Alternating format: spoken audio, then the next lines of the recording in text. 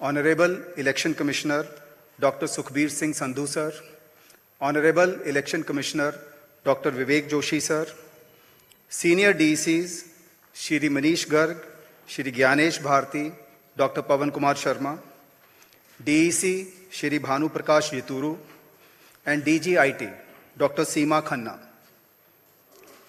Now may I request the Honorable Chief Election Commissioner Shri Gyanesh Kumar sir to share his thoughts with you and announce the dates of polling. Sir.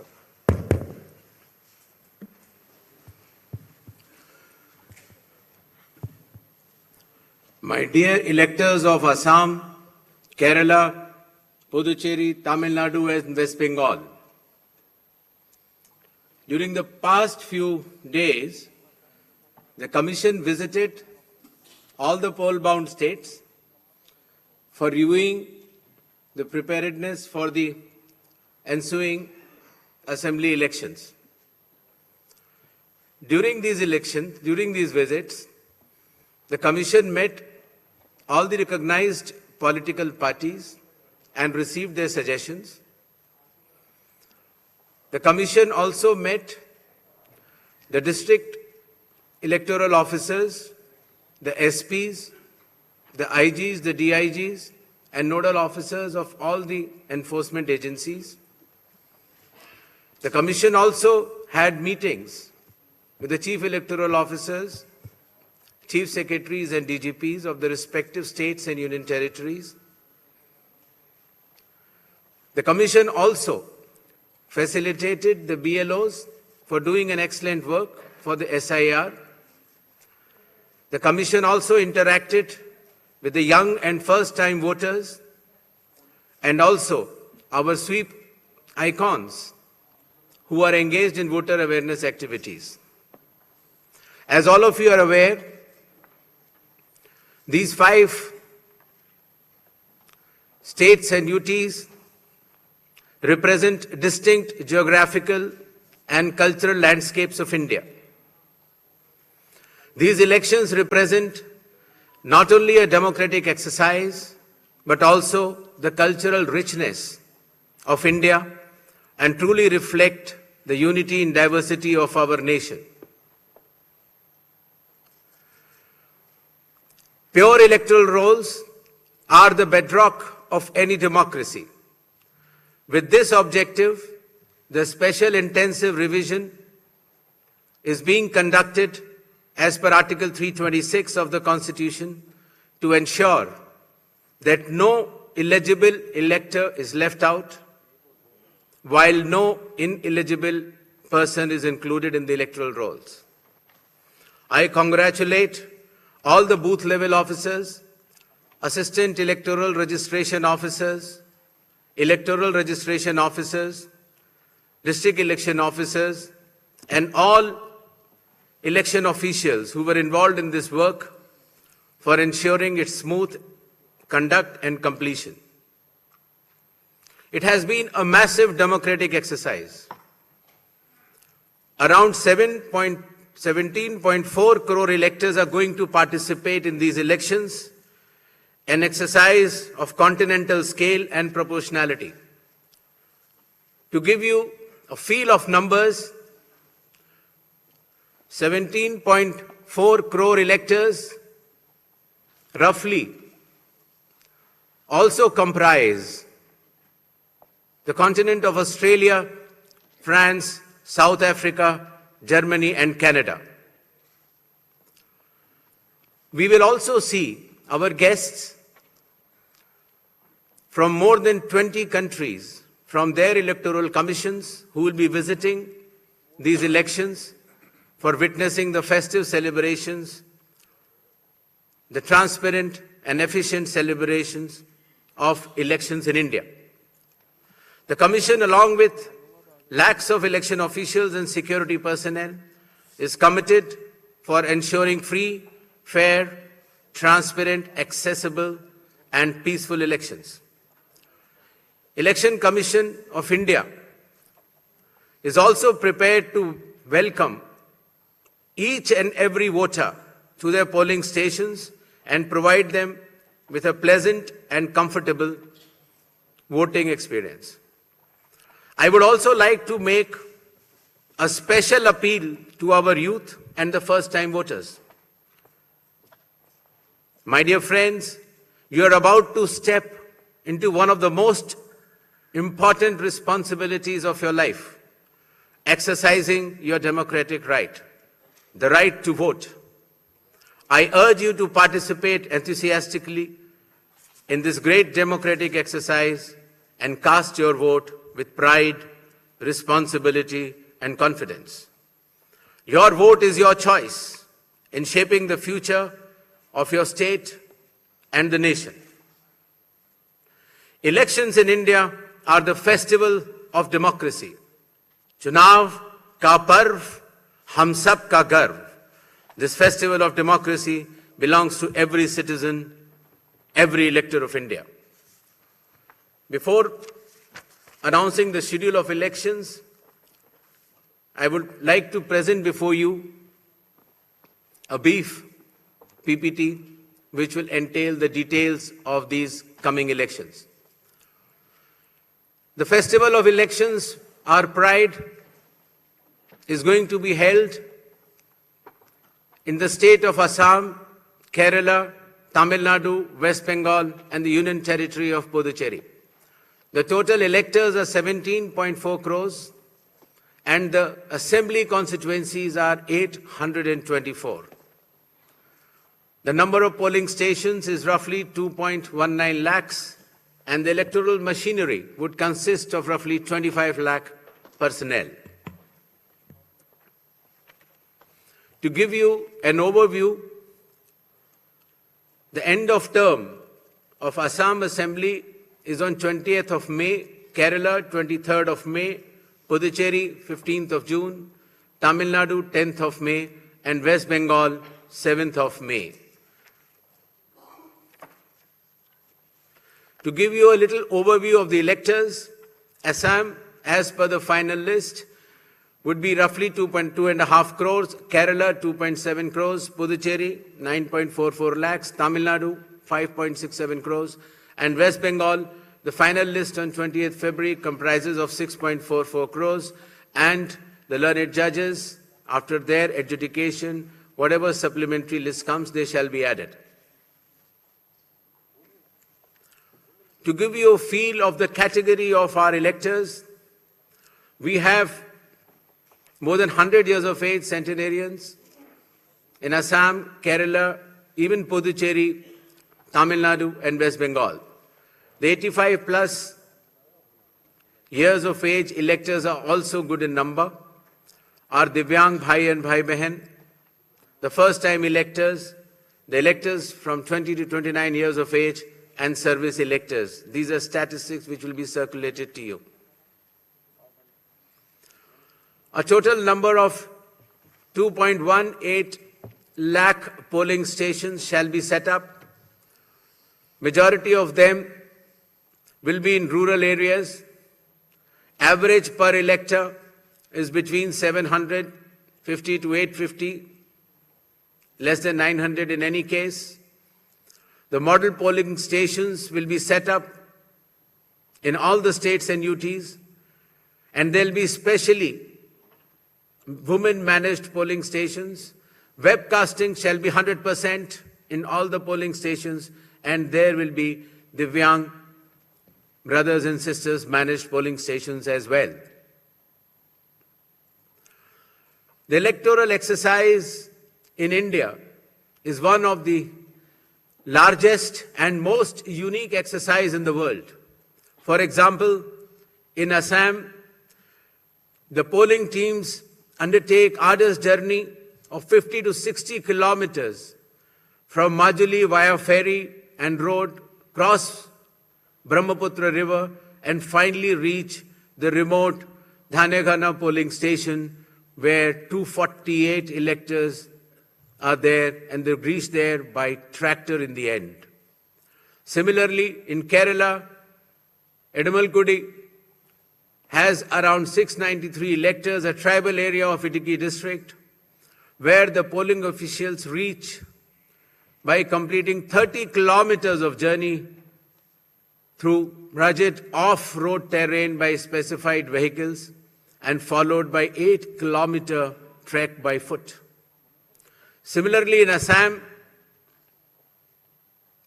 West Bengal, in Alipurduar district, polling teams trekked through the Baksa Tiger Reserve Hills to reach the polling booths of 759 electors. And similarly, in Tamil Nadu, Varasanad Hills, in Theni district, polling officers traveled 3 hours across difficult terrain to reach 5 electors. Puducherry also, in its Chidambaram Pillai schools, once a French colony, was designated model polling stations, which has 2 polling stations of 722 and 651 electors. A total of 25 lakh election officials shall be deployed across 5 states and union territory, out of which 15 lakhs will be polling personnel, 8.5 lakh security personnel, 49,000 micro-observers, 1,444 observers, 40,000 counting officials, 21,000 sector officers, and 15,000 micro-observers for counting as well. The voter awareness campaign has progressed well, the maximum of which came through the special intensive revision enumeration forms. Apart from that, the Election Commission itself, the Chief Electoral Officers and our sweep icons have penetrated deep with the substantial range and depth to reach each and every voter. For EVM awareness, various camps have been organized at the district level and even at the returning officers level to ensure that the transparency, the efficiency, and the information dissemination regarding these transparent electronic voting machines reaches the grassroots. The EVM awareness is Assam, Kerala, Puducherry, Tamil Nadu, and West Bengal. More than 717 demonstrations centers were set up. Polling stations through mobile distribution vans were set up. People participated in EVM awareness, which is roughly more than 28 lakhs. And people who tried mock polls also, the hands-on on EVMs, were more than 25 lakhs. In order to ensure a pleasant voting experience, the Election Commission has issued directions that in every polling stations there shall be provisions for drinking water, toilets, signages, ramps, wheelchairs with volunteers, help desks, voter facilitation centers, sufficient lighting inside the voting compartment with adequate shade shall be there in all the polling stations. Special care shall be taken for all our respected senior citizens and Divyangjan. The polling station shall be on the ground floor. There shall be ramps. They have priority in voting. For seating arrangements, special benches shall be put up. They can also apply for home voting, and sufficient transport facility also will be available to our respected senior citizens and persons with disabilities. During the recent 12 months, the Election Commission of India has taken more than 30 new initiatives to ensure that elections are more transparent. The experience to the electors is much more pleasant, and all the stakeholders get all the necessary information as soon as possible. The first one of them has been the special intensive revision, which ensures, in accordance with Article 326 of the Constitution, that no eligible voter shall be excluded, while at the same time no ineligible person should be included. Amongst the new initiatives, just outside the gate of the polling station, an elector can go, deposit his or her mobile, go and vote inside and come out and collect the mobile and go back. In order to identify the candidate to whom the elector wants to select, there shall be colored photograph of all the candidates on the EVMs. In order to ensure that there are no long queues, not more than 1,200 electors shall be there in any polling station. The candidate booths can be set up just outside 100 meters of the polling station, and the voter information slip will have a clear number mentioning the voter's polling station, its number, and his part and serial number.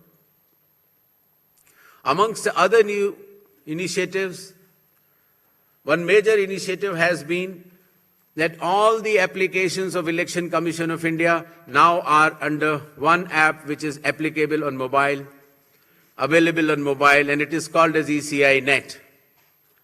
All the necessary information across all the stakeholders is available,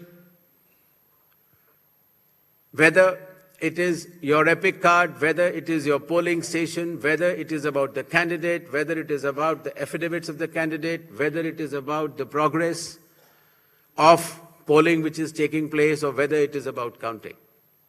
There shall be 100% webcasting to ensure transparency in each and every polling station. The presiding officers of every polling station shall input the number of votes cast after every 2 hours to ensure that voting percentages which are being relayed through the media to the public at large is by and large accurate. And at end of the poll, whatever the figures are there in 17C, accordingly the percentage is also displayed without any further delay. All the booth level officers have been given identity cards so that our electors and the households can identify them easily. And since our electoral staff has been working very hard, their remunerations were also increased. ECI Net, as I mentioned, will be containing all the 40 different applications integrated in a seamless manner.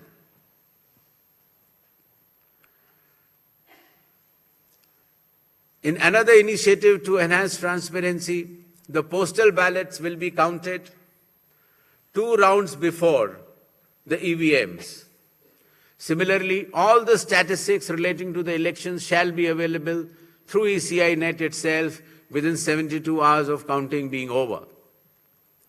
In case of any difference because of typographical errors between 17C, which is given at the polling stations, to all the polling agents who are present, and the EVM count, if there is a difference, the VVPATs of that EVM shall mandatorily be counted.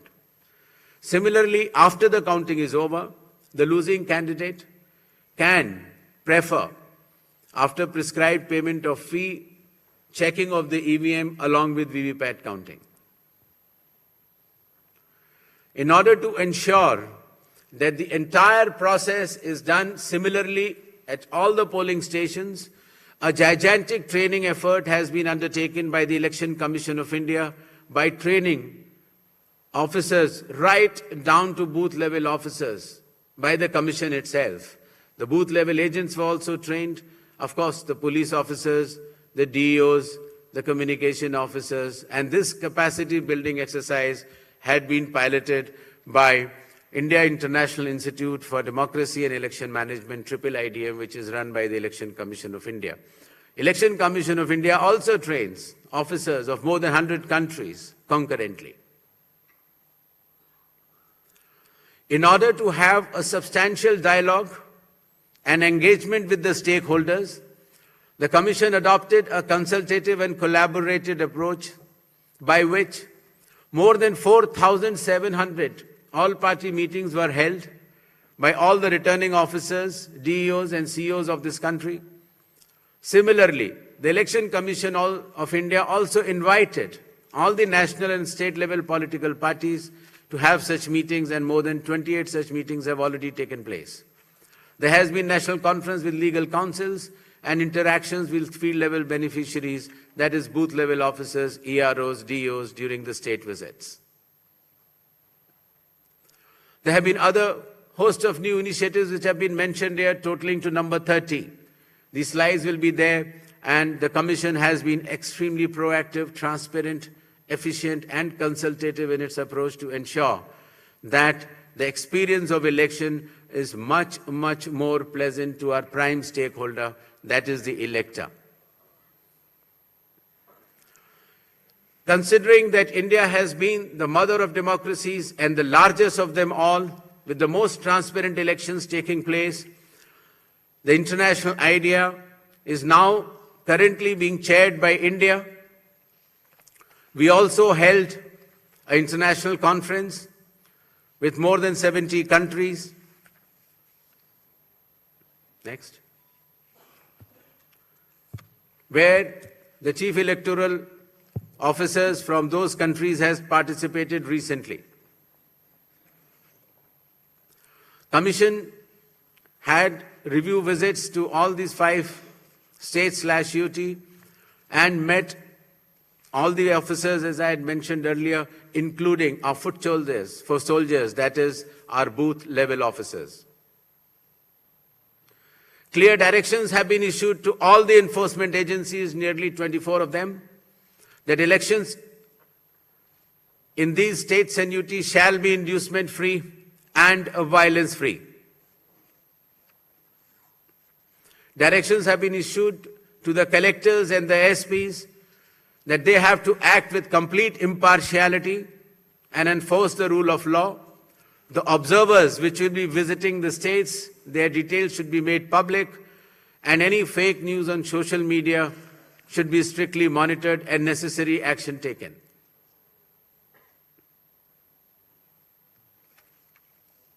Shall we move to the poll shilling announcements now? Next. All 126 assembly constituencies for Assam, the polling shall be just in one phase, and the polling shall take place on 9th of April, Thursday, 2026. The counting shall be on 4th of May. All 140 assembly constituencies of Kerala shall also go for polling on 9th April, that is Thursday, and counting shall be on the same day, that is 4th May 2026. Puducherry also will go along with Assam and Kerala. The date of poll is 9th April, and the counting will be 4th of May. Tamil Nadu. Tamil Nadu, all 234 assembly constituencies will go for poll on 23rd of April in one phase, and the counting shall be on the same day for all the 5 states/UT, that is 4th of May 2026. West Bengal. West Bengal, the 294 assembly constituencies, the polling shall be held in 2 phases. In the first phase, 152, and the second phase, 142. The date of poll shall be 23rd of April and 29th of April.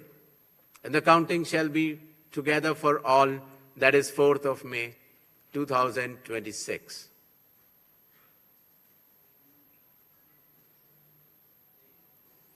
There will be 8 by-elections also, that is Goa, Gujarat, Karnataka, Maharashtra, Nagaland and Tripura. The name of the constituencies are mentioned here and the reasons which will be circulated to you.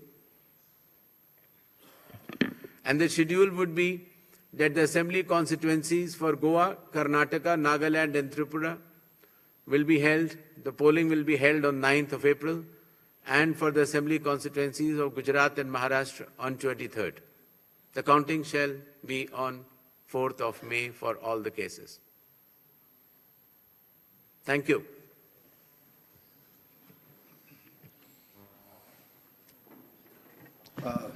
Now we shall begin with the question answer session.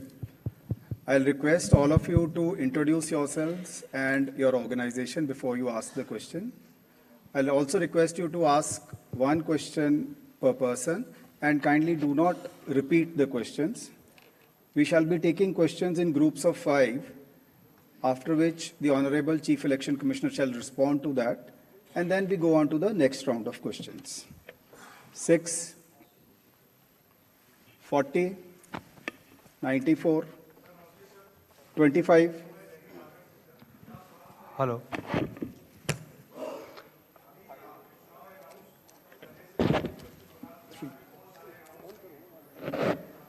3.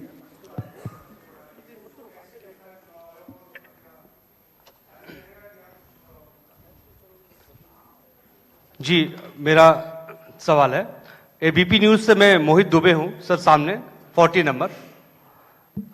Sir मेरा सवाल आपसे ये है कि पिछली बार पश्चिम बंगाल विधानसभा चुनाव 8 चरणों में कराया गया था और इस बार आप 2 चरणों में करवाने जा रहे हैं। इसके पीछे क्या रीजन है?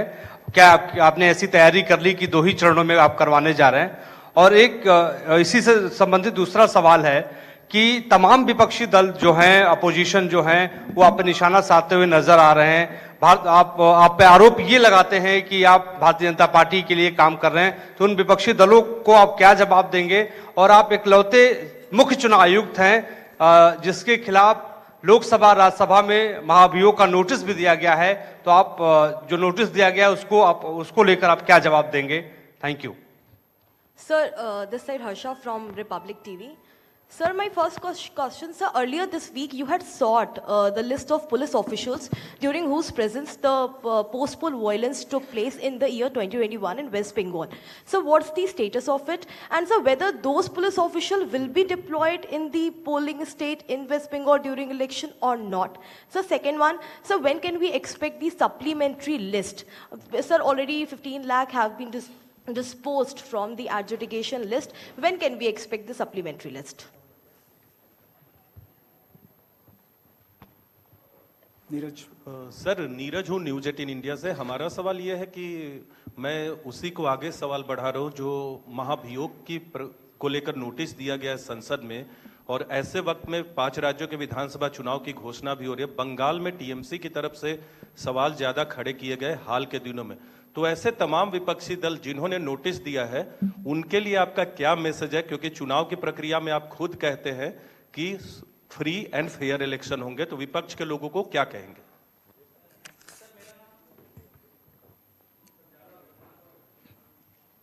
सर मैं अश्विन कुमार सिंह एनडीटीवी से। सर आपकी प्रेस कॉन्फ्रेंस शुरू होने से कुछ देर पहले बंगाल की सरकार ने 500 रुपये का मानदेय बढ़ाया पुजारियों और मुआंजिनों के लिए, और साथ ही डीए भी बढ़ाया गया है। तो क्या ये मॉडल कोड ऑफ कंडक्ट लागू हो एक तरीके से आपकी प्रेस कॉन्फ्रेंस के 30 मिनट पहले किया गया, तो क्या कमीशन इस पर कुछ विचार करेगा? Okay. First of all, I'd like to make clear that the model code of conduct is applicable from now onwards. So actions taken prior to model code of conduct is the prerogative of the concerned government. But now onwards, the model code of conduct shall be applicable. With regards to the West Bengal elections to be held in 2 phases instead of 8 phases earlier, the Commission has held detailed deliberations, and in its considered opinion, it was found necessary to reduce the number of phases and bring it down to an extent where it is convenient for everybody. With regards to the police officers who were involved in the violence in earlier elections, the list has been sort of, as is known to the media during our visit to the West Bengal, and necessary action as per law shall be taken. With regards to the supplementary list, as per the orders of the Honorable Supreme Court, the learned judges working under the directions of the Honorable High Court of Calcutta would be bringing out this supplementary list. And as and when the supplementary list and names are coming out, they shall be included in addition to the existing electors. With regards to some other questions, I would like to make it clear that elections in all these 4 states and the Union Territory of Puducherry shall be violence-free and inducement-free. Commission will take strict action if anything to the contrary is noticed or reported. 39, 42, hi sir 56, पीछे दीजिए 56. Sir मनोहर Kesari news x और India news से sir लगातार आरोप लगते रहे हैं, चाहे एसआईआर को लेकर के भी ममता बनर्जी भी लगातार प्रोटेस्ट पे बैठी रही और ये कहा जा रहा है कि एसआईआर जो हुआ है उन लोगों का नाम हटा दिए गए जहां टीएमसी के ज्यादा वोटर्स थे. तो किस तरह से ट्रस्ट आप लोग डेवलप कर पाएंगे, क्योंकि लगातार इस तरह से अपोजिशन की ओर से आरोप लगाए जा रहे हैं. और दूसरा है कि चुनाव आयोग को कहा जा रहा है टीएमसी की ओर से कि संवैधानिकता का पालन नहीं किया जा रहा है, असंवैधानिक है और जब मीटिंग में जाते हैं हमारे साथ व्यवहार अच्छा नहीं होता है. क्या कहेंगे? Sir, Venkataraman from Dinamala from Tamil Nadu. So now the trend has come that before the election date announcement, the government's offering money. The Bihar before Assembly election, 10,000 rupees was offered to the voters. Now, followed by Tamil Nadu has announced 5,000 rupees. Does the Election Commission has any plan to prevent this kind of activities? Number one. Due to freebies, most of the state government become a bankruptcy. Whether the Election Commission got to know the facts that what kind of action is going to be taken by the Election Commission of India. 3, during TN session time. Sir, please restrict yourself to one question. Please, only the last question. During the TN session time, the Election Commission was considered to be one of the best commission. Now, when are we going to see the same kind of opinion from the public? Sir Gaurav इधर Srivastava 42. Sir Gaurav Srivastava times now Bharat से. Gaurav ji, I am coming to you. Just okay sir. Prashant Dev sir, news 24 से. मेरा सवाल एक ही सवाल है, 2 तरीके का, कि आपने पश्चिम बंगाल में खास करके समीक्षा बैठक की है सभी पार्टियों से मिलकर के कानून व्यवस्था. आपको क्या फीडबैक मिला कि कितनी स्थिति वहाँ पे अच्छी है, खराब है? दूसरा कि अब अनाउंसमेंट करने के बाद आप कितने मुतमईन हैं कि आप फ्री एंड फेयर इलेक्शन कराएंगे पश्चिम बंगाल में? क्या मैकेनिज्म आपने डेवलप किया है उसके लिए? गौरव जी. सर गौरव टाइम्स नाउ भारत से. इधर सर. सर सवाल ये है कि पहली बार एसआईआर की प्रक्रिया जो कि सोलली केंद्रीय चुनाव आयोग के क्षेत्राधिकार में, उसमें अदालतों की भूमिका लोगों की मतदाता पात्रता को तय करने के लिए ली गई. क्या आने वाले राज्य जहां पर एसआईआर होना है और जहां पर पेंडेंसी बाकी रहेगी, क्या इसी तरह का एक जो कस्टम है वो शुरू होगा या इसे किस तरह से आप देखते हैं? दूसरा सवाल सर ये है कि पश्चिम बंगाल को लेकर जब आपने बैठक की थी तो ये जानकारी आई कि राजनीतिक हिंसा को लेकर जो है खास तौर पर लगाम लगाई जाएगी. क्या कुछ आइडेंटिफाई हो सका है कि किन राजनीतिक दलों की तरफ से सबसे ज्यादा राजनीतिक हिंसा का इतिहास रहा है और सबसे ज्यादा दिक्कतें रही हैं, उसको लेकर क्या एक्शन लिया जाएगा? 80.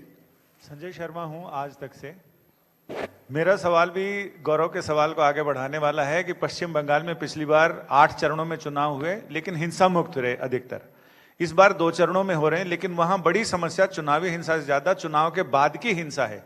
उससे निपटने के लिए कोई खास इंतजाम या फिर उसमें कैसे करेंगे? सर.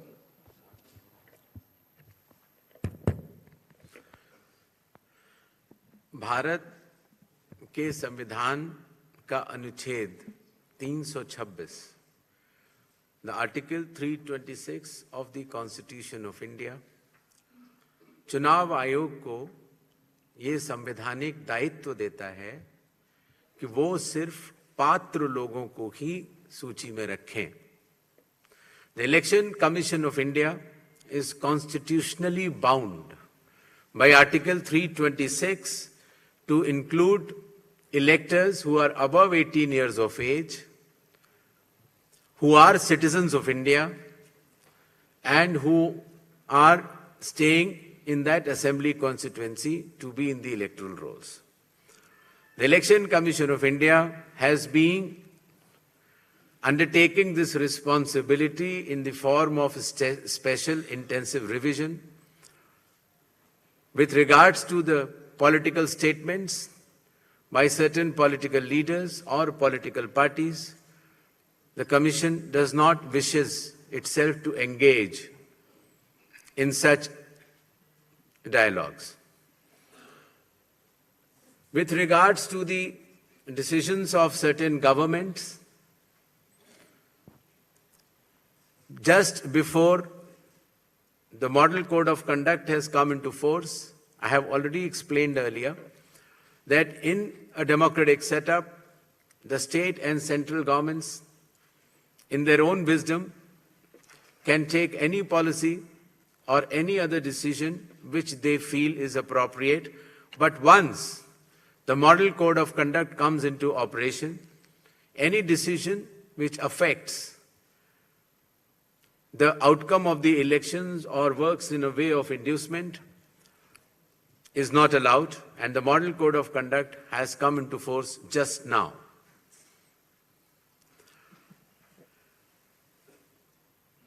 जहां तक चुनावी प्रक्रिया का सवाल है,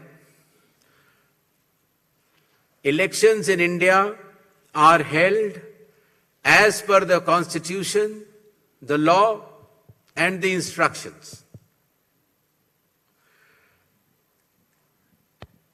राजनीतिक हिंसा और चुनाव को प्रभावित करने वाले कोई भी इंड्यूसमेंट को चुनाव आयोग बर्दाश्त नहीं करेगा और ऐसे करने वालों के खिलाफ सख्त से सख्त कार्रवाई होगी।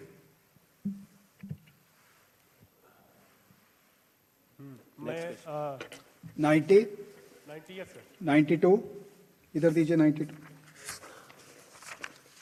71 तिवारी दलेंस से हूँ। सर मैं ये जानना चाहता हूँ कि पिछले सालों के चुनावों के दौरान इलेक्शन कमीशन ने आसाम के चीफ मिनिस्टर हिमंता बिस्वा शर्मा के बयानों पर कई बार सो कॉज नोटिस दिया। हाल के दिनों में कई बार उनके बयान ऐसे आए हैं जिनसे एक समुदाय पर हमला जैसा लगता है। चुनाव के दौरान ऐसा ना हो, यह सुनिश्चित करने के लिए आप क्या करने जा रहे हैं? एक चीज इसी से जुड़ा एक सवाल है, वहां के चीफ मिनिस्टर ने अभी कुछ दिन पहले कहा है कि कांग्रेस के 30 टिकट हम बांटेंगे, तो नैतिकता के तौर पे, चुनावी नैतिकता के तौर पे इसे आप कैसे देखते हैं?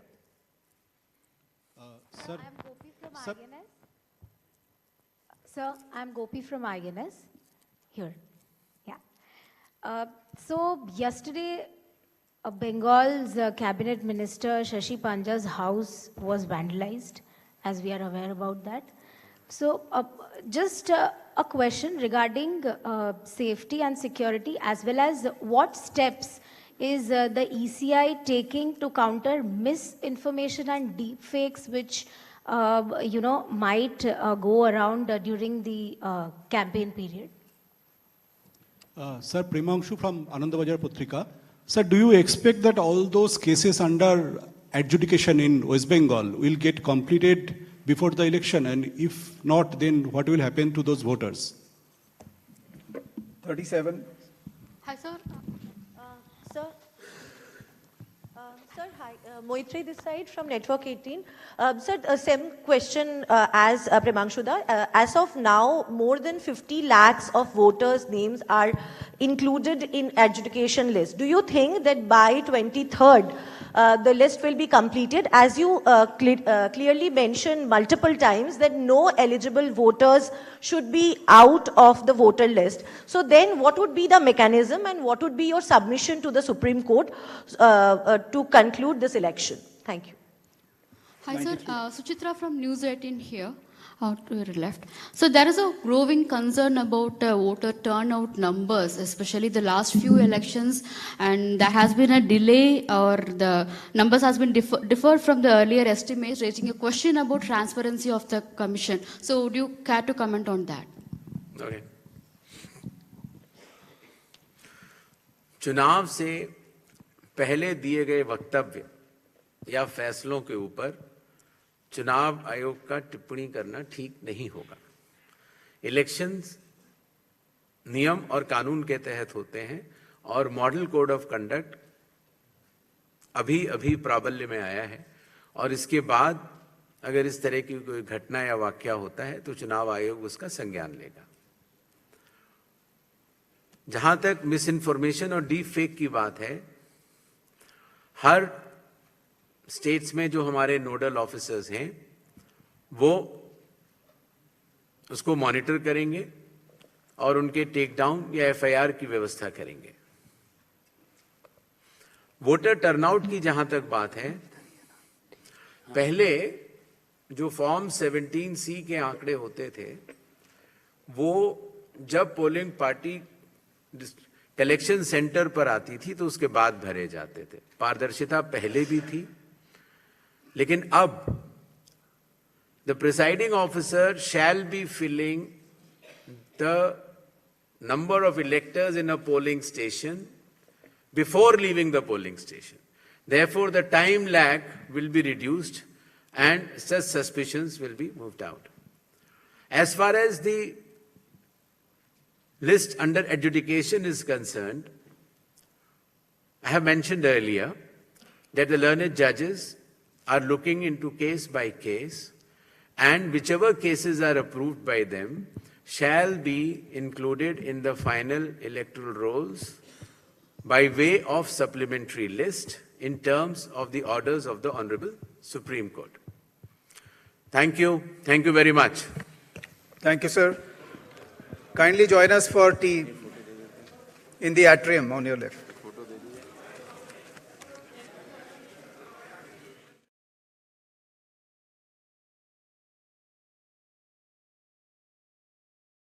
The Right Honorable Prime Minister mark Carney, दोनों देशों के डेलीगेट्स, मीडिया के साथी, नमस्कार। प्रधानमंत्री कार्नी का भारत में स्वागत करते हुए मुझे बहुत खुशी हो रही है। प्रधानमंत्री के रूप में यह उनकी पहली भारत यात्रा है। हम इसे एक महत्वपूर्ण माइलस्टोन के रूप में देखते हैं। पिछले वर्ष कनाडा में आयोजित G7 बैठक में उन्होंने मेरा और मेरे डेलीगेशन का गर्मजोशी से स्वागत किया था। आज उसी आत्मीयता से उनका स्वागत करना मेरे लिए सौभाग्य की बात है। दुनिया में बहुत कम लोग हैं जिनके सीवी में दो देशों की सेंट्रल बैंकिंग लीडरशिप लिखी हो। हमारी पहली बैठक से ही हमारे संबंधों में एक नई ऊर्जा, परस्पर विश्वास और सकारात्मकता आई है। सहयोग के हर क्षेत्र में बढ़ते मोमेंटम का श्रेय मैं अपने मित्र प्रधानमंत्री कार्नी को देता हूं। फ्रेंड्स, भारत और कनाडा लोकतांत्रिक मूल्यों में अटूट विश्वास रखते हैं।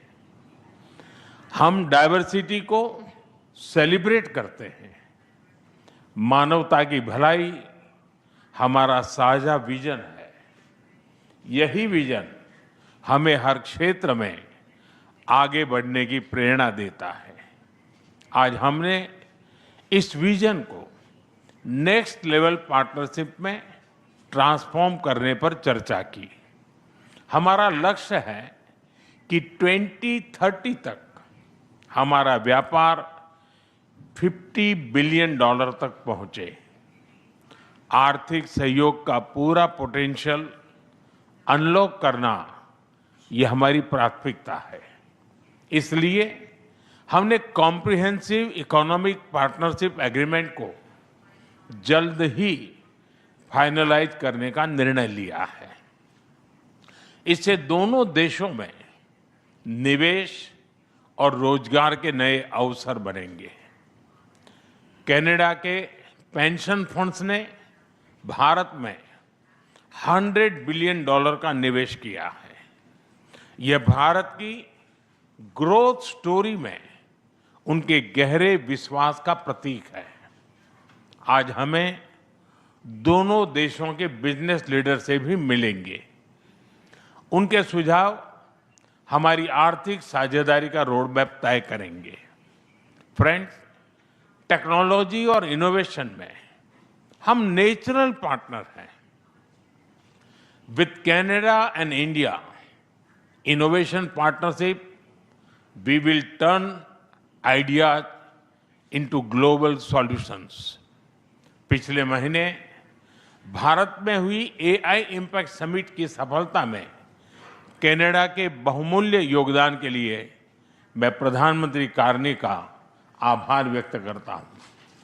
हम एआई के साथ साथ क्वांटम, सुपर कंप्यूटिंग और सेमीकंडक्टर्स में सहयोग बढ़ाएंगे।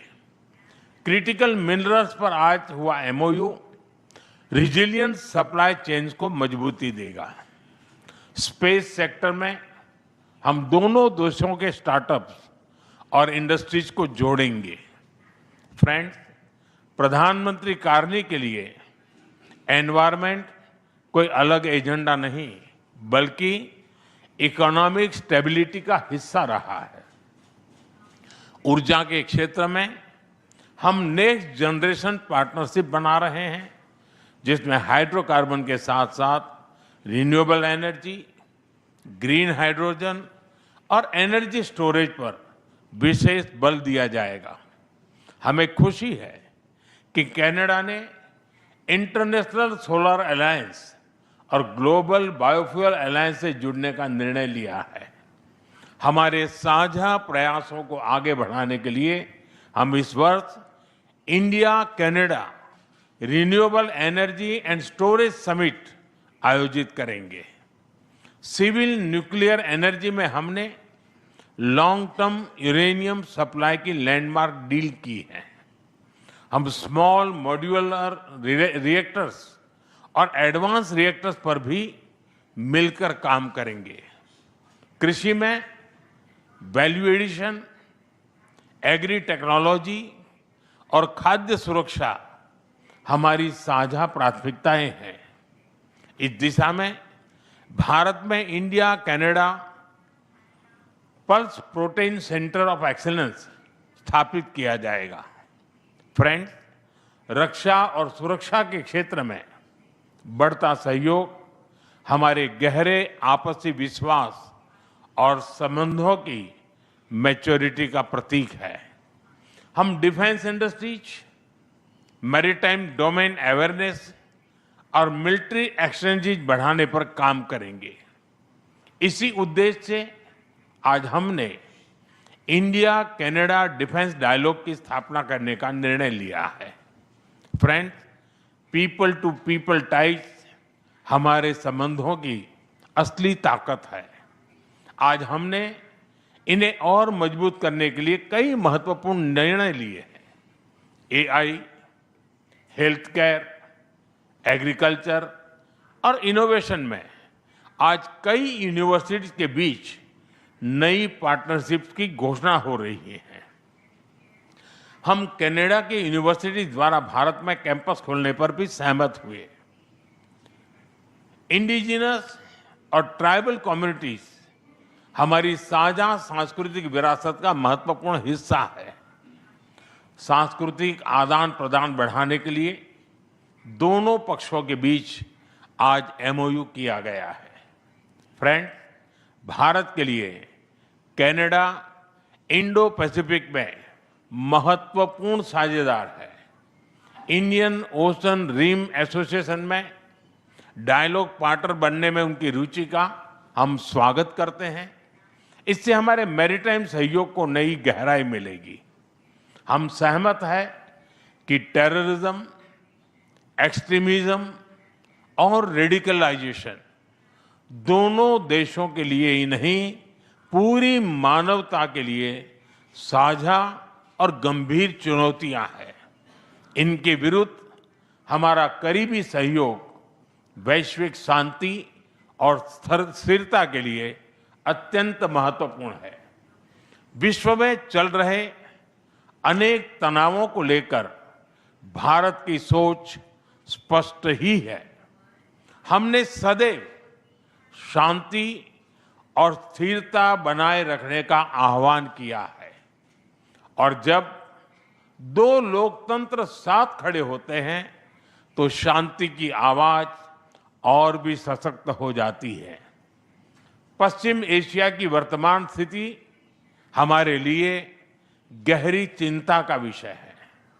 भारत डायलॉग और डिप्लोमेसी के माध्यम से सभी विवादों का समाधान का समर्थन करता है।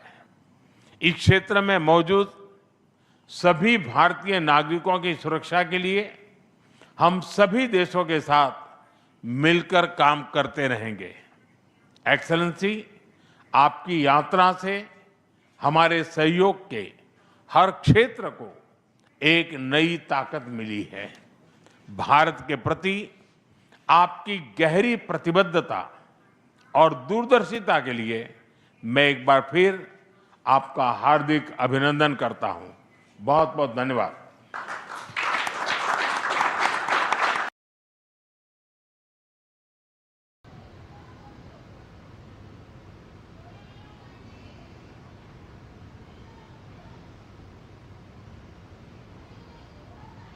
Minister Narendra Modi ji, Dr. Alexander Stubb, the President of Finland, Honorable Ministers, dignitaries, colleagues and friends, a very warm welcome to Raisina Dialogue. As Raisina Dialogue begins its second decade, this century entered its second quarter. In some ways, it's an important moment for us, a moment worth celebrating. We are humbled by this journey and by the enormity of building a platform that you all have nourished. Yet we also stand amidst a crisis, and we must spare a moment for all those who are in conflict zones in West Asia and elsewhere. May peace prevail, may Shanti prevail, and may all of us work towards peace. But first, the last 5 days of my life were that of a travel agent.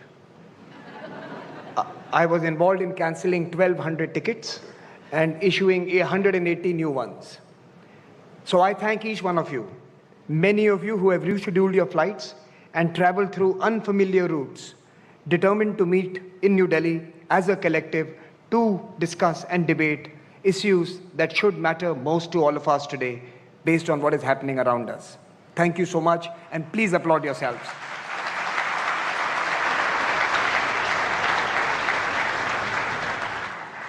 Every year that we have met, the debates that confront us have expanded and taken new forms. But throughout, the Raisina Dialogue has remained steadfast in being the proverbial banyan tree, planted firmly in the ground, watching, gently nudging, and persuasively shaping our lives and those around us. The Raisina Dialogue has kept faith in its aim of unpacking the present to help shape our future. And with the task comes a commitment to agility and to deepening our engagement with the world in flux. Alongside this flagship annual dialogue in New Delhi, we have Raisina satellite convenings in Australia, Japan, the UAE, and the Mediterranean in Marseille, France. This year, we will also launch Raisina Americas in Canada. Today, we are also proud to launch the Science and Diplomacy Initiative in collaboration with the Office of the Principal Scientific Advisor. 75 top-notch international scientists met this morning, and we have decided to continue to meet and help science shape our futures. Access, diffusion, and knowledge will enlighten our past and our future. To thank the Principal Scientific Advisor for his leadership, I also have to thank the Geneva Science and Diplomacy Anticipator, the Kaitu Center in New Zealand, and many others who are determined to make India once again the hub of knowledge, science, and innovation as 1.5 billion people reach for the stars and the moon. Our long-standing Raisina Young Fellows program has also produced hundreds of global leaders in the past decade 4 years ago, on the advice of the Prime Minister, we also launched the Raisina Forum for the Future of Diplomacy for early career diplomats.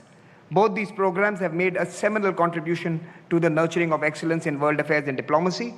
Today, over 2,500 leaders from more than 130 countries have become part of this Raisina Leaders family. And in these difficult times, nearly 200 of them are in this room with us, showing their commitment to the family they have entered into.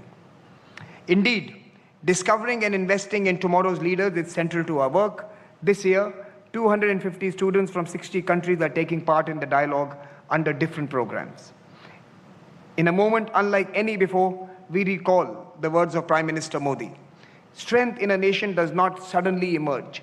It is built over generation. It is refined through knowledge, tradition, hard work, and experience. Indeed, Prime Minister, we have to invest in generations. Today, nations are manifesting strength in different ways, some through demography, some through geography. We see boldness of intent in some areas. We also see contests for land and leverage around us. We see mutual respect and efforts to be inclusive, and we see the desire for growth and progress. In other words, we see nations asserting their identity, accommodating differences, and advancing through dialogue.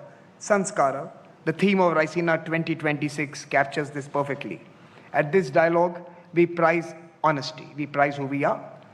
We will be honest to ourselves and to our aspirations. We will be honest to the partners who impact us, and we will be honest to the civilization we have inherited. This is Sanskara. At this dialogue, we prize our principles while searching for what is possible. Together, we will acknowledge the differences between us and create a path forward that may not be perfect, but will be framed by what our chief guest, the Finnish President, Alexander Stubb, articulates as value-based realism. That is also Sanskara, Mr. President. Our goal is to find shared priorities and a common purpose. We will not linger over a damaged world order. Indeed, we will rebuild, repair, and embellish it anew. This has never been more difficult, and yet the stakes have never been higher. And in a sense, this is the responsibility of Sanskara. We must recenter the world to its most pressing aspiration, development. Global shocks, debt crisis, wars and conflict, and financing fatigue have forced on us the cold reality that with less than 5 years remaining to 2030, the SDGs may not be achieved. What will take all of us to prioritize development as a policy? Who will decide the next development goals when these remain unmet, and what will they be like? The Raisina dialogue this year will focus on this crucial aspect of global governance, because that is indeed Sanskara. In 2026, ORF is pleased to initiate a high-level empowered board on green transition under the chairmanship of Mr. N.K. Singh, who's with us today.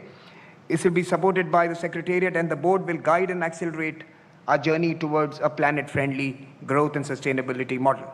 This is the moment that the states must advance on climate and must demand accountability. At this dialogue, we will examine how the cost of delay can indeed be turned into a call for action. During the AI Impact Summit, the world gathered in New Delhi and saw the future of technology, where code defines identity, data drives geopolitics, and AI is shaping the wealth of nations. Algorithms become power. We are delighted to announce a new initiative this year, the Raisina Global Innovation Square. Here we will seek to build AI for India and AI for the world out of India.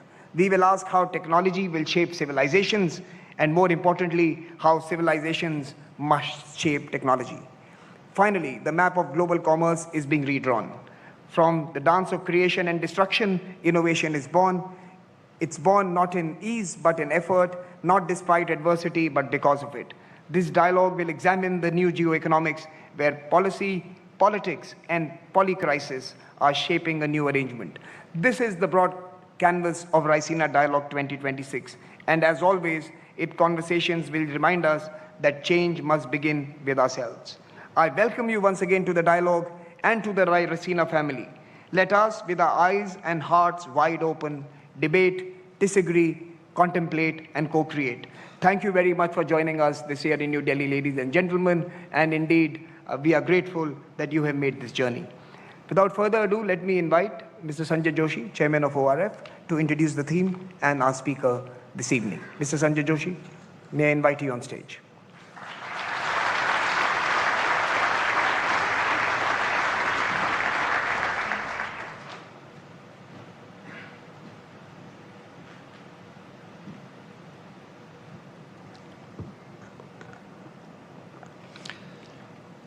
Our guest of honor, Excellency Alexander Stubb, President of Finland, Honorable Prime Minister of India, Shri Narendra Modi ji, Honorable External Affairs Minister, Shri Jaishankar, distinguished Excellencies, friends, ladies and gentlemen. We gather Raisina 2026 in an age of assertion. A hyper-informed world, trapped in a flurry of disintegration, finds itself strategically fractured. Coalitions that seemed foundational a short while ago strain under pressures they were never designed to withstand. An era of pure assertion where an intelligent species, driven, it seems, not by vision, not by strategy, seems goaded by primitive stimulus response mechanisms, action and reaction, erupting from a collective unconscious, deeply mired in grievances inherited from the past. Last Raisina, if you remember, 2025, we had assembled to discuss Kal Chakra, the cycle of time, reminding ourselves that transitions in the world order are never straightforward, never linear, but must be negotiated through contests, through differences between opposites. Each condition, every reality is conditioned by its opposite. Within this dance of opposites, civilizations, through centuries, like rivers, have flowed through cycles of integration and disintegration. Today, as we open the 11th edition of the Raisina Dialogue, we find ourselves in a moment of disintegration. When the question that haunts everyone is, why does an intelligent species, why do strong nations make choices that seem so clearly self-destructive? The answer to this question, the one that explains the turmoil not just in West Asia, but across so much of the turbulence from the Americas to the Indo-Pacific, the answer to this lies within the Indian intellectual tradition of sanskar. Sanskar is not something to be easily trivialized in an Instagram reel as a piece of cultural memorabilia. It is not just a rite of passage. It is not the sacred thread wound around the torso. In fact, to wear sanskar as a badge of identity is to trivialize it. Sanskar runs far deeper. It is the code that runs a civilization. But it is not a static code. It is not a piece of DNA, a strand of DNA frozen in amber. The purpose of sanskar is never to make us prisoners of the groove, endlessly repeating the same rutted patterns of behavior. The purpose is to let the groove guide the water to the field, to irrigate it, to enliven it. That is sanskar. For a groove that traps water turns any field into a swamp in no short time. A groove that irrigates creates life. A nation primed for assertion becomes a prisoner of the groove. It operates out of a wounded sense of self-worth with the force of historical memory. It escalates because its historical scars compel it to escalate. And it withdraws only when fresh wounds force it to withdraw. Caught in a web of imagined power, addicted to its own narrative, it's a prisoner of primitive stimulus response dressed up in the language of tactics. The true etymological power of sanskar actually lies in samatva, balance. Balance is about the middle path, about equanimity. It encourages not assertion, but the second part of sanskar, which is accommodation. The need to see that in a world where every reality is defined and limited by its opposite, the opposite, is not a target, but a mirror. Advancement actually lies in the sanskar of accommodation. So sanskar teaches us what it is to be human An intelligent species cannot be the product of past residues. It is not a helpless inheritor of grievances passed down like family heirlooms. It is willing to ask difficult questions in order to reap the fruits of refinement. Today, from resurgent tariffs to resurgent geopolitics, in a world of data centers, automation, and digitally enabled warfare, we are not advancing, but rather confronting a complex overlay of the old and the new. The conflicts we witness are new only in their technological prowess. The impulses that rise from are inherently old. The solutions to them will not be found in silos, and least of all by those who mistake narrative for reality, make it the substance of power. The solutions demand sustained interrogation, intellectual engagement, ideological candor, and the willingness to engage across profound differences. It is therefore timely and deeply significant that we have today with us His Excellency Mr. Alexander Stubb, President of Finland, as a chief guest in this edition of the Raisina Dialogue. European civilization, too, finds itself at a consequential juncture. Finland has served as a pillar of the Western order for generations, as it now also introspects about the contours of the future. Finland's journey, shaped by geography, by resilience, by strategic clarity, in the most difficult of circumstances, offers a particularly relevant lens for examining questions of sovereignty, security, and cooperative multilateralism. Finland understands that nations, small and large, must navigate not through assertion alone, but through the conscious refinement of national interests. We no longer actually operate in the simple world of states talking to states. So that is why we have Raisina. We live in a multi-nodal reality, where knowledge and power flow through networks encompassing far more than just governments. And at the Raisina Dialogue, our attempt is to gather all such nodes together for 3 days, to create a space where policymakers, practitioners, scholars, and innovators deliberate without artifice. In an age defined by fragmentation, we present a platform to test ideas, to listen as much as to speak, to realize that tomorrow need not be shaped by the anxieties of today. The task before us is not merely to interpret change, but to shape it collectively so that our shared civilizational confidence can come together to do better than simply react. So I invite all of you over the next 3 days to engage not as prisoners of the groove, but as irrigators of new possibilities. With that, I present His Excellency Dr. Alexander Stubb, the President of Finland, to give us the benefit of his thoughts. Dr. Stubb, the floor is yours.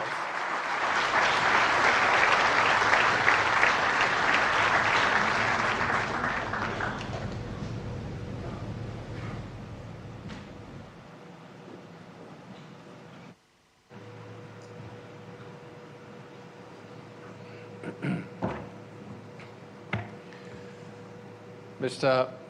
Prime Minister, Ministers, Excellencies, ladies and gentlemen.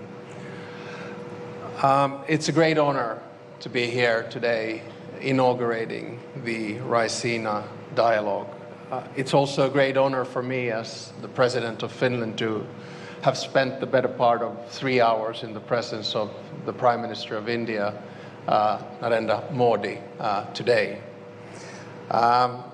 We got to be such good friends that I feel I can say this. For me, it was an empowering moment because today we stood there together representing almost 1.5 billion people.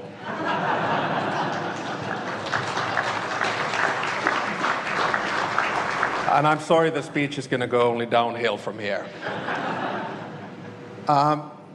During the past decade, it's been remarkable to see how Raisina has developed into one of the foremost platforms for strategic thinking and global engagement. And I think for that, we should all be thankful to both Minister Jai Shankar and Samir Saran.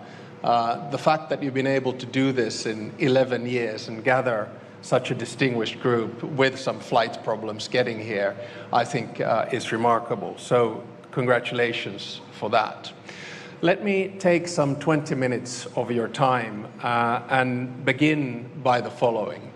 I think we human beings make three mistakes. The first mistake is that we over-rationalize the past. We think that the world worked in a certain way and juxtapose examples thereof. The second mistake we make is that we over-dramatize the present. And when we do these two mistakes, the problem is that we end up underestimating the future.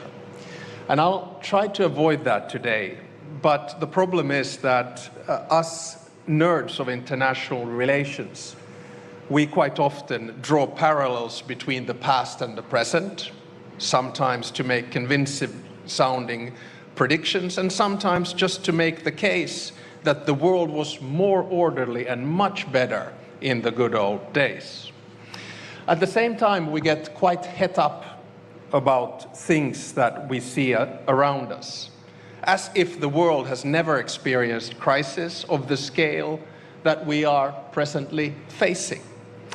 I was reminded of this lately when, over the holidays, I read the biography of U Thant, former Secretary General of the UN, first Asian one. The book was called The Peacemaker. And I just drew the conclusion that, at least having read that, the number of global crises is actually fairly constant. Now, by this, I do not in any which way want to diminish the significance of the increase of the number of local and regional conflicts that we are now witnessing around the world. I'm deeply concerned what we see today in the Middle East, in Sudan, and in Ukraine, just to name a few. My worry, though, is that these conflicts are incrementally becoming global. And my aim today is to try to find a pathway back to an international order in which institutions, norms, and rules are respected. Without a functioning world order, power vacuums will be filled by raw power, rogue behavior, and predatory hegemons. So today we hear assessments that the rules-based world order is dead, that a wrecking ball is destroying all of the international institutions and rules that have been built since World War II, and that the rupture of the old system is inevitable. Sure, we're living through a major challenge in world politics. Sure, the old order is being challenged, questioned, and attacked. But I would argue against a binary, everything is lost kind of a view. I think the reality is actually much more complex. I really liked Mark Carney's speech in Davos, and Mark was here on a visit as well a few weeks back. And I sort of want to build on his speech here today. But instead of only describing what is presently wrong of the global order, or disorder as the case might be, or longing back to the good old days, I think we should set our sights on the future. We should strive to provide concrete normative proposals on how to fix the global order and make it work better for all. That is not idealism, but it is motivated by interests and realism. Now, you'll know that we Finns are often described as being cool, calm, and collected. And I see at least 2 former Swedish prime ministers and a former Danish prime minister in the audience, and you can ask them, I'm sure they will agree. Now, when the going gets tough, a Finn goes in the sauna and takes an ice bath. We consider it a good way to clear the mind, take a breather, and try to understand what is going on in the world. And that's what I'll try to do today. Not in the sauna or the ice bath, but here from the podium. I think this goes quite well with the theme of this year's Raisina dialogue, Sanskara, assertion, accommodation, and advancement, just like the chairman just noted. I think we have to sit down during these 3 days, take the world as it is, and make the best out of it in a dignified manner. So today I will kick off the Raisina dialogue by focusing on two things. First, I will attempt to identify the problem. So what's wrong with the world order today? And second, I will try to outline a number of possible concrete solutions for the future, which you can then tear apart in your dialogue. In both of these parts, I will reflect on India and what India teaches the world. It's an attempt by someone who's been born and bred into the Western dominated liberal world order to understand how the world is really changing and be open about it. My thesis is very simple. I believe that the global South will decide what the next world order will look like. And India, as a major power, will be a major, or if not the force in deciding whether the world will tilt towards conflictual multipolarity characterized by deals, transactions, and spheres of interest, or whether the world will tilt towards a new cooperative, fair, and representative multilateral world order based on international institutions, rules, and norms. The policy choices that India and other key powers make truly matter in this time of transition. They will set the direction of the future. Let me begin by stating the obvious. The world is changing, much like it did after World War I, World War II, and the Cold War. It'll take a few days to settle, but only two things are sure. One, there are more players who have agency than they were after World War I or World War II, or indeed the Cold War. And number two, the starting point for a new settlement is different from 1918, 1945, and 1989. The global power balance has shifted. The global South has both demography and economy on its side. I mean, here we are in a country which is portraying growth rates of 7%, probably projecting all the way to 2047. And at the same time, it's the biggest democracy in the world. But my argument is that the era of a Western-dominated world is over. That's the disruption. This is obvious, but it will take some time to sink in across the West. Nostalgia can give us lessons, but it rarely provides us with solutions. So I think that a good starting point to any analysis is to deal with the world as it is, not with a world that we would wish it to be. So we live in a time of power politics, a time where might seems to make right. Violence has once again become a go-to foreign policy tool used around the world with very little restraint. In Ukraine, Russia is trying to subjugate a sovereign country through a war that is a blatant violation of international law. The way this war will end will have major consequences, not only in Europe, but globally. It is in all of our interests that the outcome does not reward the aggressor. In the Middle East, the events have taken rapid turns. We're now witnessing a regional escalation with countries who were pushing for diplomatic solutions. I had the chance to speak to the President of the United Arab Emirates yesterday and the Emir of Qatar today, while getting insights from the Prime Minister of India on how he sees the situation.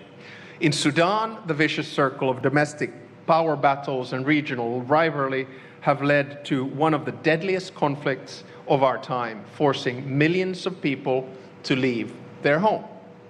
Gone are the days when international politics were predictable, even to some degree. Now each new day may bring new surprises and challenges to tackle. This is, of course, interesting for us who deal with international relations, but in terms of global stability, it is an ongoing challenge. One of my favorite foreign ministers, Dr. Jai Shankar, has remarked, and let me quote once again, Europe has to grow out of the mindset that Europe's problems are the world's problems, but the world's problems are not Europe's problems. End of quote. See, this is what you get. You give speeches and you quote someone else and immediately everyone applauds. I wholeheartedly agree with you, Dr. Jaishankar. What we need to recognize is that all the three examples that I mentioned, Ukraine, Middle East, and Sudan, and many other wars and conflicts, are all of our problems. We need to work together to solve them.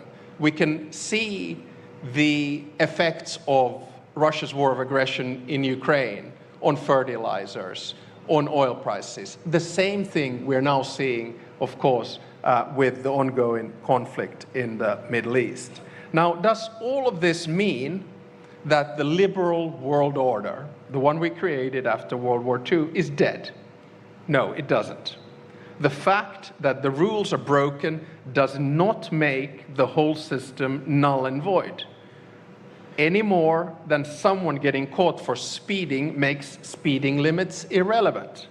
If we give up on international rules, the current world order would collapse. But we are far from that. Now, none of the previous world orders have been perfect. We should drop the illusion of a utopian order in which all 200 nation states of this world live in harmony, peace, and eternal love. Instead, we should try to figure out how best to contain power in an imperfect world. When I say we should drop the illusion of a perfect order, I should probably specify. I mean we in the West. To us, the change we're living through has come as somewhat of a shock. History didn't end as many expected in 1989. For decades, we got to enjoy relative peace and stability, functional global supply chains, and stable alliances. At times, we offered advice and criticism from our ivory towers to those faced with a different reality. Now, our holiday from history is over. Instead of preaching and teaching, it's time for us to learn from others, and India would be a good starting point. India has been under no illusions. For your entire independence, you have based your foreign policy on a pragmatic and realistic worldview. You've showed the rest of the world what strategic caution and safeguarding autonomy means, all the while championing multilateralism and global cooperation. It is time that we all became a little bit more India. Whether you call it non-alignment or multi-alignment, you've been careful not to rely solely on the goodwill of one partner or bloc. You have invested in your own security and actively developed partnerships in many directions. Your approach makes sense. You represent 1/5 of the global population, together with Finland. And you cannot be a mere follower. You have to be an active and independent actor. The Europeans have now also been taught a lesson from India. Passivity is not a strategy. We have to develop our capabilities, avoid harmful dependencies, and strengthen our global partnerships. And we have to continue investing in our alliances. Indeed, for a country like Finland, the collective security that NATO provides is a necessity. The economic clout that the EU projects is a must. Despite not being part of a formal alliance, India does not isolate itself. Quite the contrary. Your power is based on active engagement. A timely example of this is, of course, the EU-India strategic partnership that took major steps forward earlier this year with the conclusion of a comprehensive free trade agreement and the launch of a security and defense partnership. I think this was huge. This agreement and the other major trade agreements signed by both India and the EU in the past year underline the fact that we still believe in multilateral cooperation and the benefit that it brings. Our deal is not just the mother of all deals, but a strategic choice and a gesture that opens up a new era in our relationship. Together, we're building a partnership that can set an example to the rest of the world. A partnership that is built on mutual respect and common interest and serves to strengthen the multilateral system, not to undermine it. We refuse to believe that future will only belong to, say, two great powers, while the rest of us are left to choose our sides. This does not hold true now, and it will not hold true in a decade or two. We should not allow it. So, let me then move on to my second part. So, a few concrete suggestions on how we can begin shaping the new world order. Some of the proposals are of substance and others are of process. India and Finland, we might be geographically different, but we understand what it means when power goes unchecked. We have both gone through difficult periods in history and fought for our democracy, equality, and sovereignty. We don't want to see these values